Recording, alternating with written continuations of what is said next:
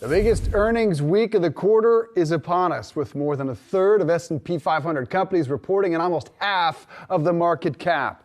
What have we learned thus far, though, about the direction of the economy, the strength of the dollar, and the health of the consumer? Scott Krisiloff is the Transcript editor and founder of Avondale Asset Management. Scott, good to see you. Let's start before we dive into specific statements thematically.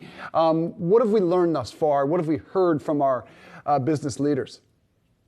Yeah, I think that right now business leaders are really focused, obviously, on the prospects of recession, and people are watching that very closely, looking for signs of whether or not the economy is tilting into a recession. What we're seeing so far, though, is that consumer spending is held in really strongly. You're hearing from banks, especially at the beginning of the earnings season, that consumers are still spending, that consumer spending is up double digits still year over year. And so there's strength in the economy at the most fundamental level, which is the consumer.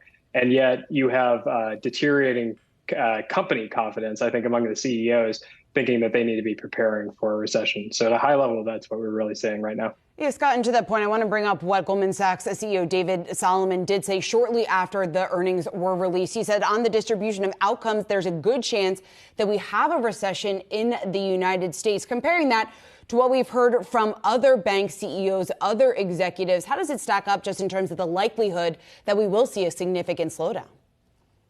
Yeah, that's a great question. I think David Solomon has probably been on the more bearish end of CEOs, bank CEOs especially, for the last several quarters.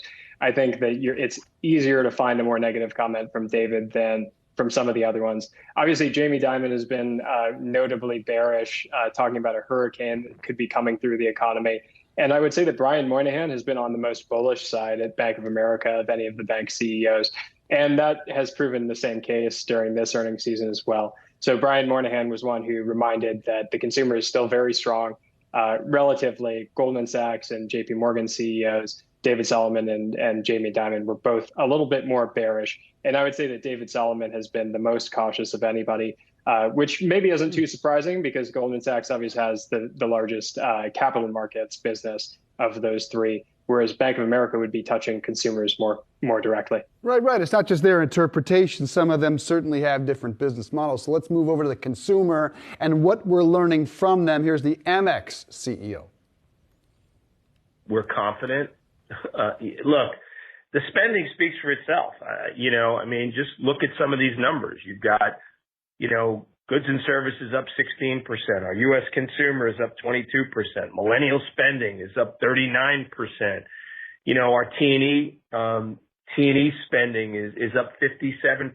International spending is 37%.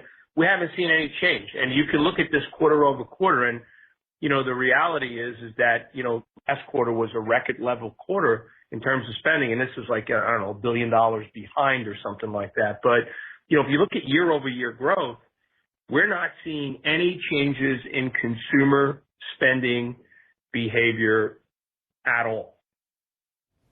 A remarkable statement given inflation. Was that an outlier statement, or does it really sum up what we're hearing? No, I think it sums up honestly with what we're hearing from consumer credit card companies, especially, which is really the most important indicator, because credit card companies are obviously seeing all of the spend that consumers are doing, not just in certain categories. And the numbers that they're seeing are significant. So you heard American Express talk about double-digit increases in some major categories. And so I think what's important and why we focus on what's going on at the credit card spending company, or the companies with credit card data, is that in some of the other areas of the consumer sector, we're seeing slowdown. And you're seeing this shift from goods back to services that's still playing out post-pandemic. And the card companies are capturing all of that. But if you just listen to certain segments, you may see decline in goods spending or boosts in service spending. But the card companies are encapsulating all of that. And Scott, another big theme, obviously, is the strong dollar. We've heard it not only this quarter, but of course, over the past several quarters. When you take a look at the dollar's jump up nearly 17% this year alone. I want to play a quick clip from what we heard on Netflix's earnings call after their results. The FX drag is significant. We mentioned in the letter, if we look at, you can do the math on our 4 quarters now and you kind of roll it out to a full year number. We're still holding to what we're calling FX neutral to the beginning of the year, January 1 of this year, to that 19 to 20% margin range, FX neutral. You'll see it actually is in the mid to higher end of that range. But on a reported basis, it's just a little over 17%. So there's about 2.5 points of FX drag in our margin. That equates to about $1 billion of revenue drag, about $800 million of margin drag. That was Netflix CFO Spencer Newman. And Scott, we've heard it from a number of executives. IBM, one of the big companies, obviously out warning about the strong dollar. Their CFO saying it's a big wild card to what's going to happen to the U.S. dollar, obviously having a huge impact on their business. I'm sure we'll hear it more this week when we hear from some of the larger tech giants. What's on your radar as we look out over the next couple of weeks when it comes to the strong dollar?